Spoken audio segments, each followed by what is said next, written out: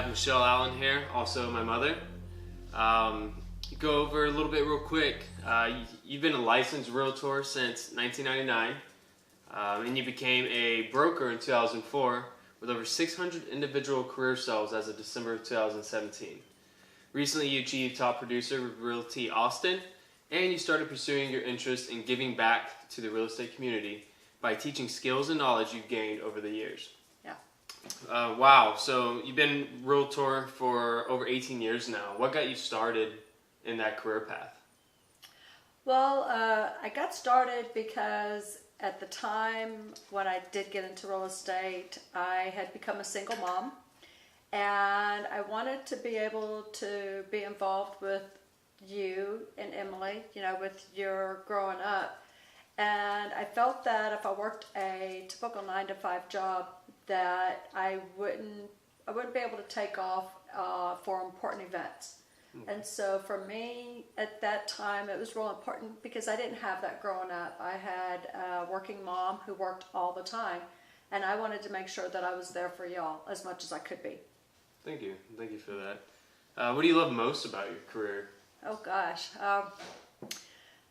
I would say the thing I love most about being a realtor, being a broker, is that I really am able to educate people in their process of buying a home and help them make those choices that will enable them to either buy a home or even sell a home that will make a difference in their life, whether it is in the money that they make or in the lifestyle that they choose to live.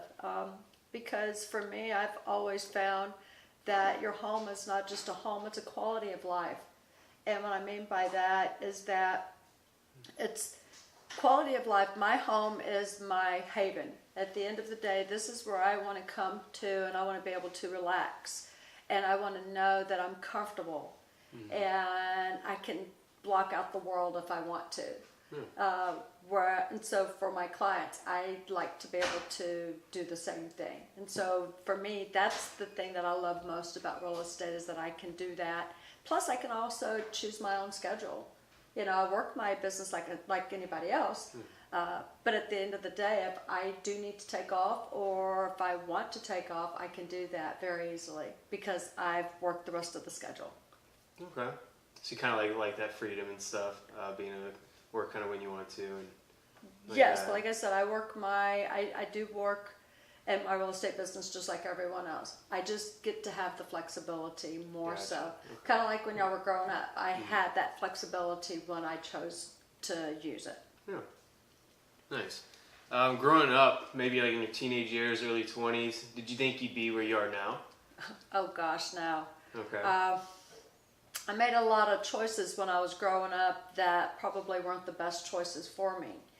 And I think for me, the thing that changed my life and really started me on the path to success was that I saw things in other people that I didn't want to be like.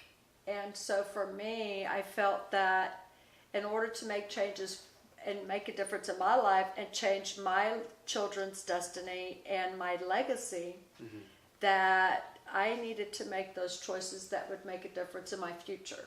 I don't remember where I heard it, but it was one of those things that the choices you make now, although they don't affect you right now sometimes, they will affect you later on. And so for me, I've always tried to carry that thought. And so the choices that I knew I was making that may not have been the best ones, I saw the choices other people made, and I saw the things that happened to them.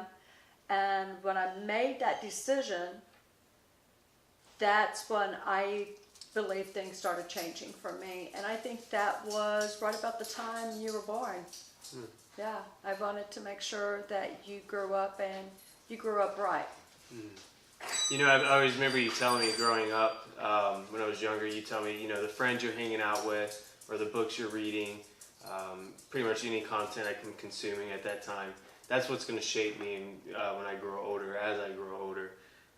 So I definitely agree with that. I've noticed a lot. Just books I'm reading, podcasts I listen to. I've started listening to Lewis Howes' podcast. probably about a year and a half ago now, and I mean, I could just feel that it shaped me because I'm constantly consuming that and doing that. So, yeah, it's awesome. I agree. I think that so for me, I find that there is a difference whenever in the mornings when I'm getting ready. I've started listening to audiobooks just because I love to read. I'm a voracious reader. However, I find that I haven't had enough time to read, so I've started listening to audiobooks, and I get them via the library and Overdrive. But I also listen to a lot of TED Talk and a lot of different people that I have found inspirational over the years. And I find the more that I listen to them as I'm getting ready, it shapes my thoughts for the day. And that your thoughts become your actions. And many times people, you also got the other adage that your actions can create your thoughts as well. And what I mean by that is that sometimes if you're having a bad day, but you change the actions, a lot of times those actions can become a positive thought, because it could change the day and change the way you are. So I'm a big believer of that, and what I'm putting into my mind is important because it shapes the way I am looking at and seeing other people, in addition to the way I see myself. And a lot of times there are things that I hear that I've started carrying. I've started putting a dry erase marker in my bathroom. Okay. And now what I'll do is if I hear something as I'm getting ready, pull my dry erase marker, just write it on my mirror real quick. So that way I've got it and I can think about it and I can dwell on it until something else. On it and stuff. Until something else changes. Nice. I like that. As you know, this episode is on success, a path to success. What is your definition of success? Oh gosh. When you told me that, I was like, oh, let's come up with a real quick, easy answer. I think success is not an easy answer. I think that for me, a couple of things. Success is following through with what you said you were going to do. That's huge. And it may not even be something that makes a difference in your life necessarily. So for instance, I've always said, if I tell you I'm going to do something, I do it. Right? Yeah. So I have found that when you follow that, whether it's in your personal life or anything, you become successful. And the reason I say that, people can talk about things all the time, and people do talk about things all the time. I've been guilty of it too, and I still am that way sometimes. You can talk about something, but you don't make that change. So in my opinion, following through, making that change is success.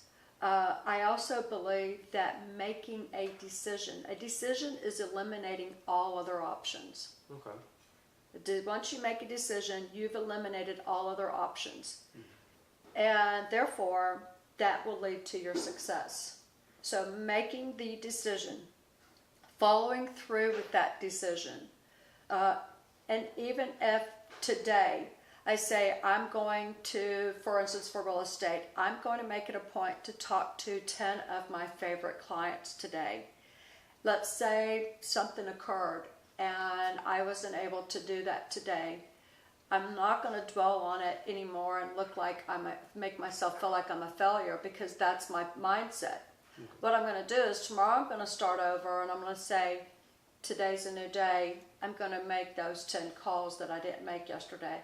And every day you just keep doing what you need to do, even if it's one small, simple step. Sometimes people think that success is just doing something huge and something that has to necessarily change the world. I don't think that success has to change the world. We've got our Gary V's, we've got our Tony Robbins, we've got Oprah's, we've got people like that all throughout the world, and those are the big people. But I know that any one of them will say that it's the society in general that is doing something positive to make a change, whether in their life or in the lives of someone else. That's what leads to success of everybody, because my success isn't as important as me making sure that you, my son and my daughter, or people I care about, are successful as well. And that's part of the reason, which we'll talk about. I'm going to start teaching, giving back. I've always felt that giving back in any form or fashion, because of the success and because of the blessings that I've received, I truly think of it more as blessings versus success, because I think that the more I give out, the more I get in. Okay. So success, there's a lot more to it for me, but I think that in general is part of it. Yeah. It's really not. It's not an easy question. It's not. You know, when I first started thinking about it, me and then Brad, we started thinking about that question. Like, oh, that's easy. You know, success. But really, like what we've kind of slowly found out is that a lot of people don't have their definition of success. They think they do, and you know, just from what they've been told by society or their friends or family. They really haven't sat down and thought about it. And as you know, that's kind of what this podcast is about. Mm-hmm. So, nice. So you mentioned talking about go ahead and getting back into teaching, things like that. What's kind of pushed that part of your career? What's making you want to get back into that field or get into that field of teaching? I think that's a good question. So I think there's a lot of parts to it. I think that my success, I was coached. I've had several coaches over the years, life coaches, skills coaches in real estate. And I'll tell you, they've made a huge difference. Even physical fitness coaches, you know, training. And I think that coaches make a huge difference for you. Anyone that can educate you in any form or fashion. And again, I like to educate my clients. And so for me, I now have well over 1,000 hours of real estate training, which is a lot. That's you know, several college degrees.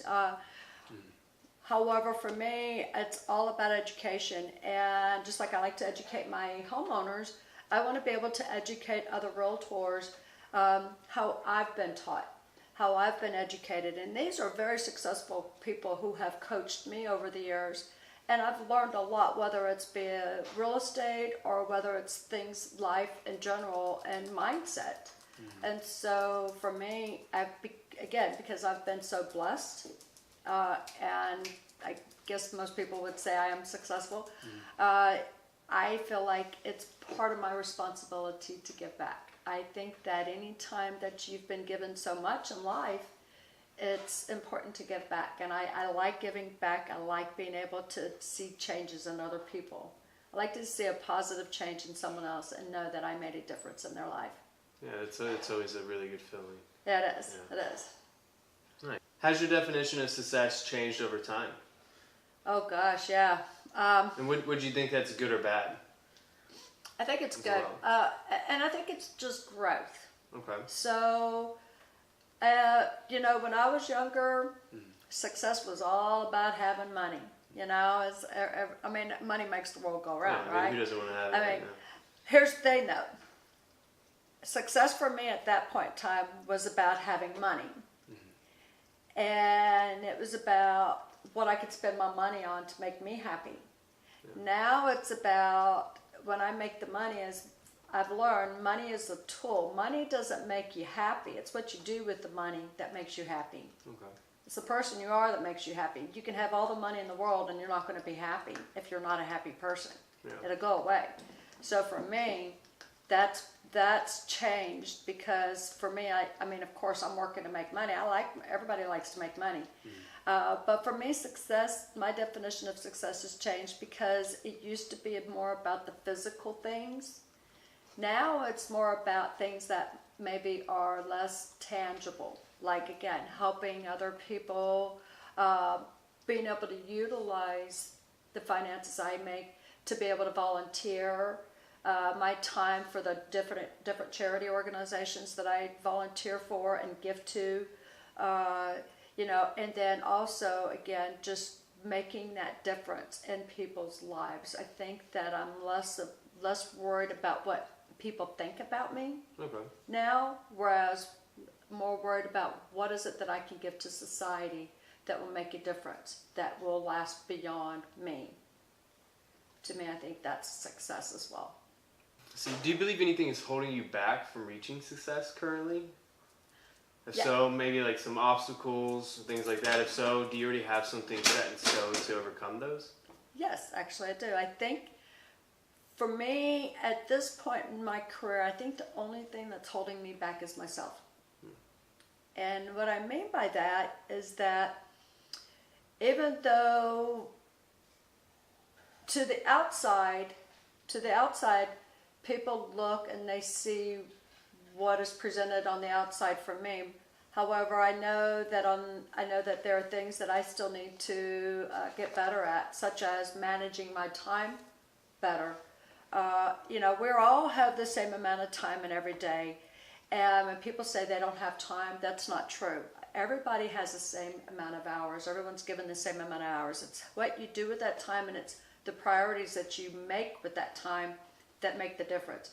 So for me, part of this last year was changing some bad habits that I had fallen into that I used to not have. Got out of those. Now this year it's going to be managing my time better, even more better, to where when I am doing business, I'm truly focused on the business and focused on the revenue producing activities, RPA, that will enable me to have even more time off, to volunteer more, to spend more time with y'all, or to travel, or to do whatever else that I find enjoyable. And so for me, it's just managing that time properly. The other obstacle, even though I am more of a positive mindset, I think that we all have those moments where it can switch. When we are brought up and we grow up, there's so many things that are mine, that the tapes that we play over and over from when we're growing up. And so it's just a matter of putting more positive information into my head, reading more, listening more, and continuing to stay on that path of awareness and being mindful of what I know that I need to do every day, and make that happen and not get sidetracked, either via my own self or my lack of time management. Yeah, I know time management is something I've been working on myself lately. Is when friends or family, coworkers maybe want to hang out or do something, I catch myself a lot of times telling them, "Hey, I'm too busy. Or I'm too busy. I don't have time." But when really, what it's come down to is it's not one of my priorities at the moment.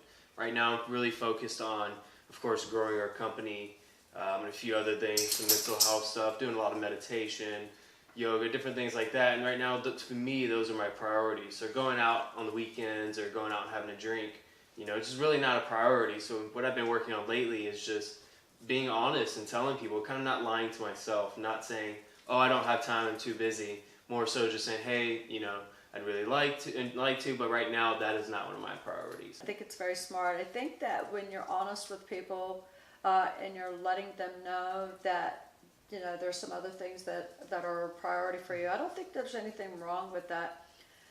What I've found over the years is that society in general, they feel like, a lot of times people will feel like if you're doing something for yourself and you're not putting them as a priority, that there's something wrong. And I found over the years, I respect when someone tells me, just like you, when someone says that, "Hey, there's something else I'm doing right now. I'm working on this, or I'm working on something for me to better myself as a person, as an individual." I can respect that a lot more than going to go hang out, because I think, and again, ultimately it will make a difference to society as a general. And I think nowadays people are so me focused. A lot of times there are a lot of me. So it takes individuals that are working on themselves to make that difference. And I know that that's the difference. That's the thing with you, is that you are working on things in your life that will enable you to make a difference with other people. So that's important. And really, at the end of the day, you just have to respect that. Yeah. For those listening now that may have not formed their own definition of success, could you provide some sort of insight on how maybe they could do so? How they could go about creating their own definition of success? So for me, I feel that in order to create your own definition of success, you have to look at what's important to you, things that are important. Not really worried about what's important to somebody else. This is a thing where you have to go within yourself and you have to think about it. And sometimes it's not an easy answer, like you said. Sometimes it may take a couple of days. And as you come up with thoughts, write those thoughts down, because generally those thoughts will formulate the ultimate idea that you're looking for. And those thoughts may be related somehow, and you may not have thought about that before. And then second, once you've got those thoughts, you've got those journal thoughts written down. And I say write them down because I've found over the years, when you're just thinking about something and you don't write it down and it's an important idea, you lose it. And as I say, if you don't use it, you lose it. So write them down. And then the second step I would recommend would be to action steps. And this is where New Year's resolutions get me all the time. I don't believe in New Year's resolutions, just first of all. I don't believe in them. I believe that an individual is always making goals. They're always doing the steps that are needed to achieve those goals. So don't wait till New Year's. Start today or whatever, and make some action steps, even if they're tiny little steps. And again, even if you say you're going to do something and then you don't get to it, the next day do it. Now, it doesn't mean that each day you say, oh, I didn't do it, next day I'll do it. Don't procrastinate. You have to do the action step. But even if they're a little tiny action step and you think they're of no significance, that little tiny step is the first step. And that's what will propel you to take a bigger step and a bigger step. And eventually it becomes a habit. And the idea is that once you form that habit, then it becomes easier. Once you get out of a habit, it's the same thing. You have to go back and start all over. Yeah. So it's one way or the other. When you say action steps, what would be an example of that? So an example for me is note writing. Okay. So I have found that my clients love when they receive my notes. I love receiving notes, and I had made a decision that I wanted to start writing notes to my clients because I like them too. And a lot of times people either email or they text and stuff like that. But how often do people actually stop and write a note and put it in the mail? And even if it's just a little note to brighten someone's day. So for me, the goal was to write 2 notes a day. And sometimes you're like, well, who do I write a note to? Well, I have VIP clients, my clients who are the most important clients to me, who are my cheerleaders and refer me business. And those are the people that I really want to make sure I take care of, and I recognize them because they're important to me. Not just my business, they're important to me in general. And so I made a decision to start writing notes. And the action step, instead of writing the goal is to write 10 notes a week. So I thought, how can I break that down? So the action step was break it down. That's one. That's an action step. Break it down. So now I write 2 notes a day. And then the next action step was, because I was like, well, who do I write to? So I put all their information, and as I write them a note, I check it off. And then I write the next person a note the next day. And if for some reason I failed to write the 2 notes, I will add them on to the next day. And so for me, it's a matter of getting that done, or I'm going to have them all add up. Okay. Yeah. Nice. Where can our listeners find you or maybe contact you? How can they get a hold of you? Whether it's for, asking you some questions about the interview today maybe, or if maybe they need some broker here in Austin trying to buy a home or sell a home. Where can they find you? Well, that's a good question. As a matter of fact, I have other agents that call me from time to time, or people that are new agents call me, who friends say, call Michelle, she'll steer you right. So I work at Realty Austin. Okay. I'm a broker associate there. I am a licensed broker, but I'm a broker associate at Realty Austin. And my phone number is 512-800-9155. Or you can find me on my Facebook page at this link right here. And you can contact me via email at michelleallen@realtyaustin.com. I want to take a moment of gratefulness. I appreciate you taking the time to do this interview with me first. And I'd like to take a moment to thank you for being such an inspiration for all of us and myself. You have taught me so many life lessons that I'm truly grateful for, and I love you for that.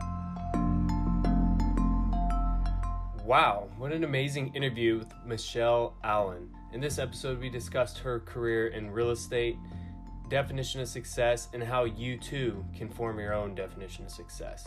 If you enjoyed this episode or have a recommendation on who we should interview next, let us know. We are always happy to hear from you and love your feedback. For more interviews like this, check out our blog at slhfsocial.com or on social media at slhfsocial.